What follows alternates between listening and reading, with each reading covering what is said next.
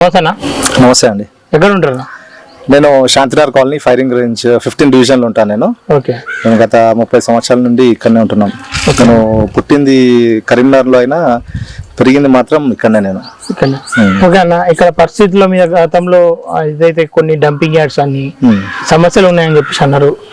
గతం ప్రభుత్వం బీఆర్ఎస్ ఉండే, ఆ బీఆర్ఎస్ లో కూడా చాలా సార్లు చెప్పారు. ఎప్పుడన్నా పట్టించుకోరన్నా? బీఆర్ఎస్ ప్రభుత్వం గురించి చెప్పాలంటే ఇప్పటికి దగ్గర 10 సంవత్సరాలు వాళ్ళే పాలించారు. 2014 నుంచి ఇప్పుడు మొన్న రీసెంట్ దాకా వాళ్ళే పాలించారు. కానీ అంతకుముందు 5 సంవత్సరాలు కూడా ఎక్కడ వేసిన గొంగడి అక్కడనే ఉండే. అప్పుడు సుధిరెడ్డి గారు ఉండే. అప్పుడు ఏదో ఆయన ఏదో ఫ్లోలా వచ్చేసిండు. అప్పుడు తెలంగాణ ఉద్యమం అని అది అని ఒక ఫ్లోలో వచ్చేసిండు. అంతే తప్ప ఆయన అసలు ఎవరో మాకు తెలియదు. తెలంగాణ మీద అభిమానంతోనే ఆయనని ప్రజలు గెలిపించారు. అంటే ఆయన కాదు, కారు పార్టీలకు అతీతంగా కారు కొట్టేసి గెలిపించారు. అప్పుడు 5 సంవత్సరాలు కూడా ఎక్కడ వేసిన గొంగడు అక్కడనే. మొన్న సరే అంతకుముందు ఆ టైంలో మల్లారెడ్డి గారు ఎంపీ ఉండే. ఆ మల్లారెడ్డి గారు ఎంపీ ఉన్నప్పుడు కూడా ఆయన ఈ జవానాన్ని కానీ ఈ మేడ్చల్ కానీ పట్టించుకున్న పాపం లేదు. తర్వాత మళ్ళా ఎమ్మెల్యేగా గెలిచిండు. మళ్ళీ ఎమ్మెల్యేగా గెలిచి కూడా 4 సంవత్సరాల దాకా ఆయన ఒక పని చేసింది లేదు.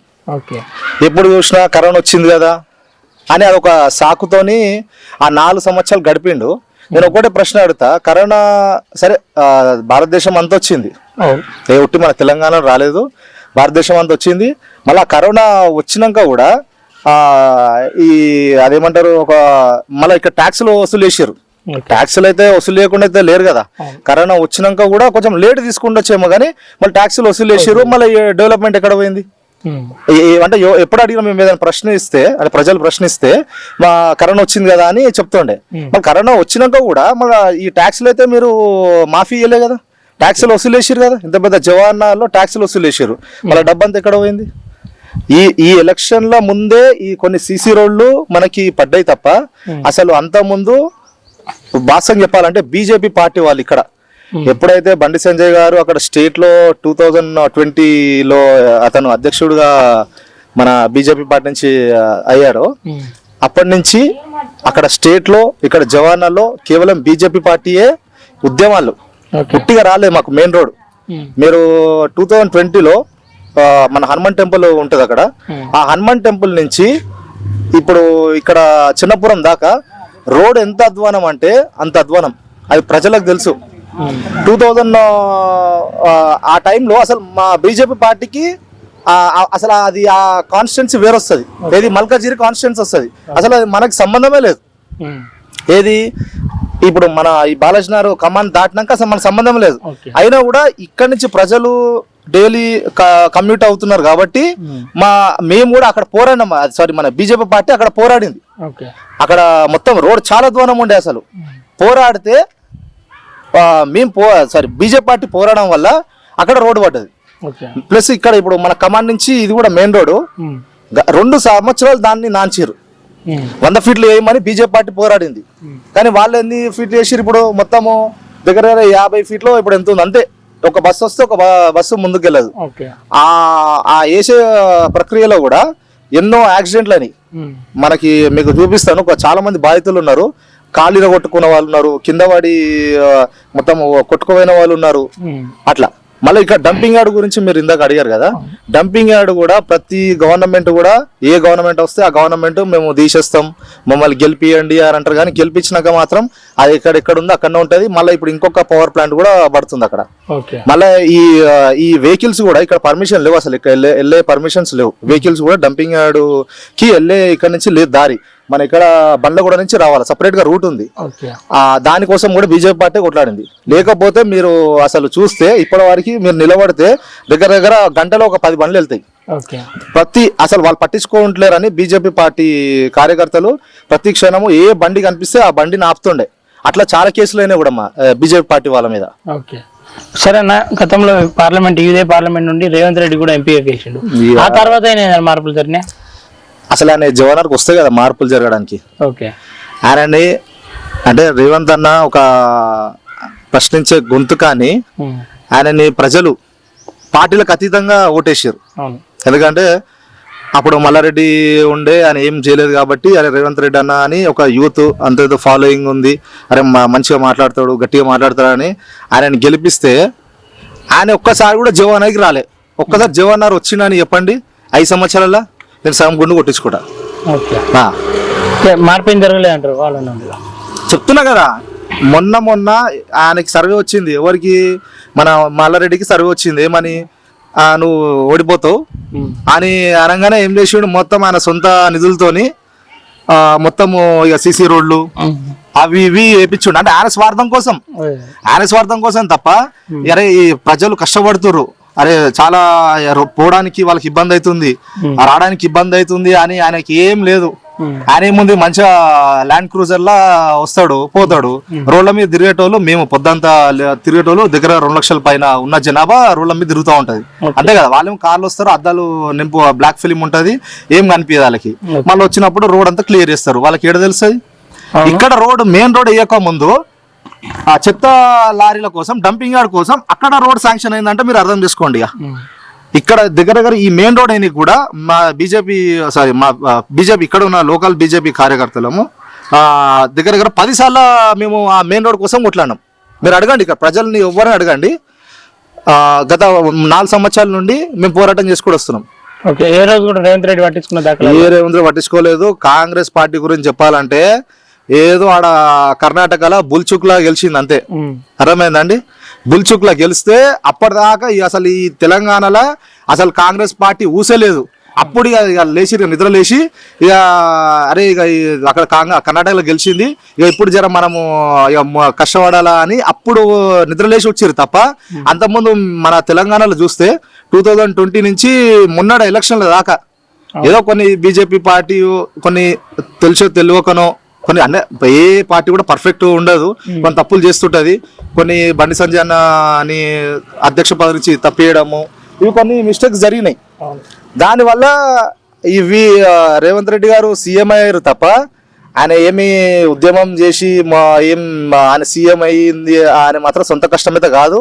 బీఆర్ఎస్ పార్టీ మీద ఉన్న కోపంతోని కాంగ్రెస్ పార్టీని ఇక్కడ ఉన్న తెలంగాణ ప్రజలు గెలిపించారు. అంతకుముందు కాంగ్రెస్ పార్టీలో సీట్లు రాలేదా, ఎమ్మెల్యే సీట్లు ఎన్నో వచ్చినాయి. వస్తే ఏం చేశారు, మొత్తం బీఆర్ఎస్ లో జంపారు. ఫస్ట్ టైం వచ్చినాయి, ఫస్ట్ టర్మ్ లో వచ్చినాయి, సెకండ్ టర్మ్ లో వచ్చినాయి, మొత్తం బీఆర్ఎస్ పార్టీలో జంపారు. ఓకేనా. పార్లమెంట్ ఎన్నికలు రాబోతున్నాయి కదా, పార్లమెంట్ ఎన్నికలు ఎట్లా ఉండబోతుంది పరిస్థితులు ఈ ప్రాంతం నుండి? తెలంగాణలో చూసుకున్నా, దేశంలో చూసుకున్నా, ఆసియాలోనే పెద్ద పార్లమెంట్ గా ఈ మల్కాజ్గిరిని చెప్పుకుంటారు. ఈ పార్లమెంట్ లో ఇంతవరకు బీజేపీ అయితే గెలిచిన దాఖలాలు తక్కువ ఉన్నది. ఇప్పుడు ఎట్లా ఉండబోతుంది ఈ పార్లమెంట్? ఈసారి 100% మా ఈటల రాజన్న గెలవబోతున్నాడు. అది ఆల్రెడీ మాకు ఇన్ఫర్మేషన్ ఉంది. కానీ ఇప్పుడు బీజేపీ ఇక్కడ ఎందుకు కష్టపడుతుందంటే జస్ట్ మెజారిటీ కోసం కష్టపడుతున్నాం తప్ప మేము ఏదో ఓడిపోతామని మాకు ఏమి. బీజేపీనా మీరు? బీజేపీ నేను. ఎట్లా అంటే ఎట్లా నడుస్తుంది? జనాల్లోకి వెళ్ళినప్పుడు ఎట్లుంది స్పందన? ఎట్లుంది?